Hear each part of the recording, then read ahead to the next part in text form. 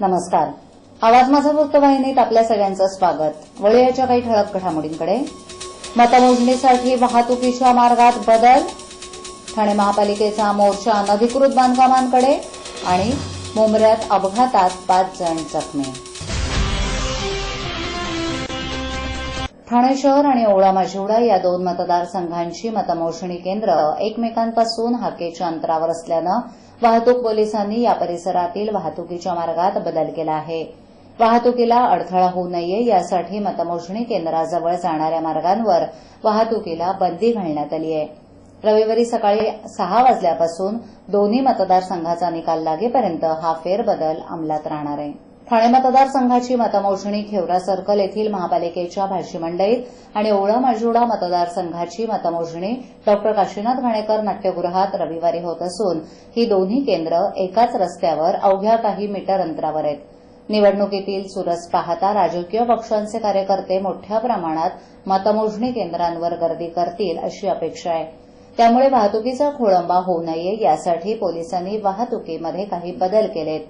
या मतमोजणी केंद्रांच्या परिसरातील धर्मवीर नगर, सुभाष नगर, लोक हॉस्पिटलकडून येणाऱ्या आणि टिकुजिनीवाडी, निळकंठ वुड्स, खेवरा सलकरकडे जाणाऱ्या वाहनांना तसंच नागरिकांना रविवारी सकाळी 6 वाजल्यापासून निहारिका सोसायटीपासून पुढे बंदी करण्यात आली आहे. या मार्गावरील वाहनं तुळशीधाम, मानपाडा या पर्यायी मार्गाने जातील.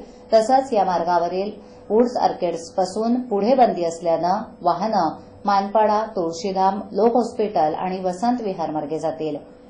इडनवूड, महाराष्ट्र नगर, म्हाडा वसाहतीतील वाहनांना खेवरा सर्कल, कोकणीपाडा इथून टिकुजिनीवाडीकडे आणि डॉ काशीनाथ नाट्यगृहाकडे जाण्यास बंदी असेल. ही वाहनं जेमिनी सोसायटी मार्गे तुळशीधाम, लोक हॉस्पिटल, वसंत विहार, गांधीनगर मार्गे जातील.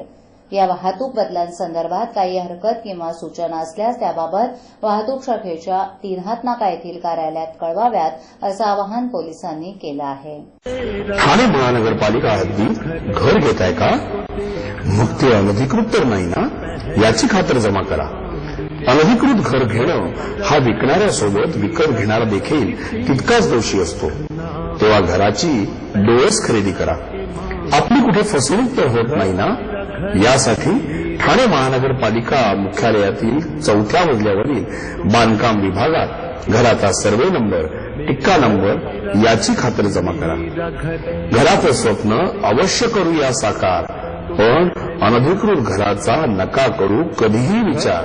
अधिकृत घर म्हणजे उद्याची देखील निश्चिंती. अनधिकृत घराचे दार म्हणजे डोक्यावर कधीही तोडण्याची टांगती तलवार. जगणं तुमचं होऊ दे सुरेल गाणं, स्वच्छ, सुंदर आणि अधिकृत घरांचं हजरं ठाणं. ठाणे महापालिकेतर्फे जनहितार्थ प्रसारित. निवडणूक काळात होणाऱ्या अनधिकृत बांधकामांवर लक्ष ठेवण्यासाठी प्रभाग समितीनिहाय विशेष पथकं स्थापन करण्याचा पालिका प्रशासनाचा दावा फोल ठरल्याचं उघड झालं असून निवडणूक कामात पालिकेचे सर्वच कर्मचारी व्यस्त असल्यानं कोणत्याही अनधिकृत बांधकामावर या काळात कारवाई झाली नाही. मात्र या काळात किती बांधकामं उभी राहिली याची माहिती घेण्याचं काम आता पालिका प्रशासनानं केलंय. निवडणूक कामामध्ये पालिकेची यंत्रणा व्यस्त असल्याचा फायदा घेत या काळात छोटी मोठी अनधिकृत बांधकामं उभी राहतात. लोकसभा निवडणुकीच्या काळातही मुंब्रा आणि दिवा परिसरात अनेक बांधकामं उभी राहिली. त्यांच्यावर निवडणुकीनंतर कारवाई करण्यात आली. लोकसभा निवडणुकीतील अनुभव लक्षात घेऊन विधानसभा निवडणुकीमध्ये अशा प्रकारची बांधकामं होऊ नयेत यासाठी पालिका प्रशासनाच्या वतीनं खबरदारी म्हणून निवडणुकीपूर्वीच प्रभाग समितीनिहाय विशेष पथकांची स्थापना करण्यात आली होती. ही पथकं निवडणूक काळात होणाऱ्या बांधकामावर लक्ष आणि वेळ पडल्यास कारवाई करणार होती. मात्र विधानसभेची निवडणूक जाहीर होताच पालिकेचे 80% कर्मचारी वर्ग निवडणुकीच्या कामात गुंतल्यानं कारवाई झालीच नाही. या काळात नेमकी किती बांधकामं झाली याची माहिती घेण्याचं काम आता पालिकेच्या वतीनं सुरू करण्यात आलंय. ज्या भागात अशा प्रकारचं बांधकाम झालं असेल त्याचं सर्वेक्षण करून शुक्रवारपासून कारवाई सुरू केली जाणार आहे. ज्या भागात अशा प्रकारचं बांधकाम झालं असेल त्यांचं सर्वेक्षण करून कारवाई सुरू केली जाणार आहे. अजूनही पोलीस निवडणुकीच्या कामात व्यस्त असल्यानं पोलिसांचा बंदोबस्त मिळाल्यावर पालिकेची कारवाई अवलंबून असल्याचं या विभागानं स्पष्ट केलं आहे. ठाणे शहर मतदारसंघातून शिवसेनेच्या तिकिटावर निवडणूक लढवित असताना सोशल मीडियावर त्यांची बदनामी अज्ञात व्यक्तीनं चरित्रहनन केल्याची तक्रार फाटक यांनी वागळे पोलीस ठाण्यात केली आहे. काही दिवसांपूर्वी स्वगृही परतलेल्या फाटक यांना शिवसेनेनं उमेदवारी दिल्यानं अनेकांचं धाबदण आणलं. याच रागातून काही अपप्रवृत्तींनी फाटक यांना लक्ष्य करून सोशल मीडियात त्यांच्या बदनामीची मोहीम आखली. 29 सप्टेंबर ते 14 ऑक्टोबर या कालावधीत त्यांच्या नावाचं बनावट फेसबुक अकाउंट तसंच व्हॉट्सअपवर बदनामीकारक मजकूर टाकून त्यांच्या राजकीय वाटचालीस कलंकित करण्याचा प्रयत्न केल्यानं त्यांनी याबाबतची तक्रार वागळे इस्टेट पोलिसात केली आहे. बाबा उद्या फी भरावीच लागणार. पैसे पाठवू कसे? सोपं आहे. TJSB मध्ये खातं आहे. हो आहे. गुड. एटीएम कार्ड आहे. मग पैसे इथल्या शाखेत टाका आणि त्याला कुठल्याही एटीएम मधनं काढायला सांगा. बँक नेटवर्कच्या कुठल्याही एटीएम मध्ये तुम्ही TJSBचं एटीएम कार्ड वापरू शकता. बाबा पैसे मिळाले. आता बँकिंग इज नो टेन्शन यार. दिवाळी दरम्यान घडणाऱ्या आगीच्या घटना लक्षात घेऊन ठाणे अग्निशमन दलानं 7 ठिकाणी तात्पुरती फायर स्टेशन्स उभारण्याचा निर्णय घेतलाय. ही फायर स्टेशन्स सर्व सुविधांनी युक्त असतील. फायर स्टेशनपासून दूर असणाऱ्या दिवा, कळवा आणि ओवळासारख्या परिसरांमध्ये दिवाळीच्या काळात एखादी आगीची घटना घडल्यास तात्पुरत्या फायर स्टेशनचा विशेष उपयोग होईल असा दावा फायर ब्रिगेडनं केलाय. या काळात सर्व जवानांच्या साप्ताहिक सुट्ट्या रद्द करण्यात आल्या आहेत. निवडणुकीच्या धामधुमीनंतर तोंडावर आलेल्या दिवाळी सणानिमित्त नागरिकांमध्ये उत्साहाचं वातावरण असलं तरी या काळात अग्निशमन दलाची जबाबदारी वाढते. त्यामुळे कळवा, कोपरी, शिवाजी मैदान, गावदेवी, ओवळा, वर्तकनगर आणि दिवा अशा 7 ठिकाणी ही तात्पुरती फायर स्टेशन्स उभारली जाणार आहेत. यामध्ये आग विझवण्याचा बंब, शिडी तसंच अनेक अत्याधुनिक यंत्रणा उपलब्ध असतील. दिवा परिसरात एखादी आगीची घटना घडल्यास मुंब्रा किंवा डोंबिवली फायर ब्रिगेडला कॉल करावा लागतो. तिथून गाड्या घटनास्थळी पोहोचेपर्यंत बराच वेळ जातो.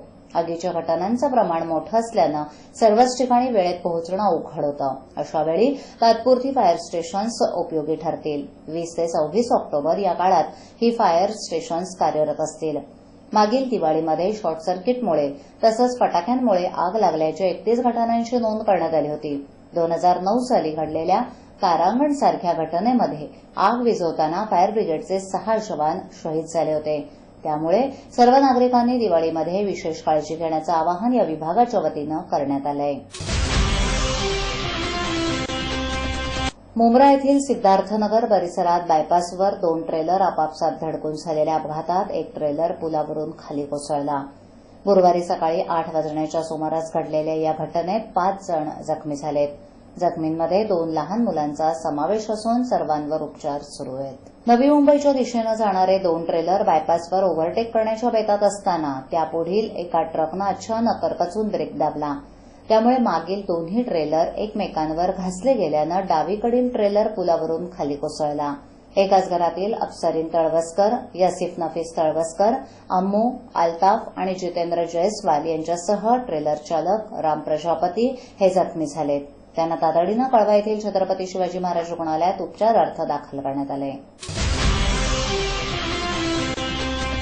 आजच्या ठळक घडामोडी शेवटी पुन्हा एकदा मतमोजणीसाठी वाहतुकीच्या मार्गात बदल, ठाणे महापालिकेचा मोर्चा अनधिकृत बांधकामांकडे आणि मुंब्र्यात अपघातात 5 जण जखमी.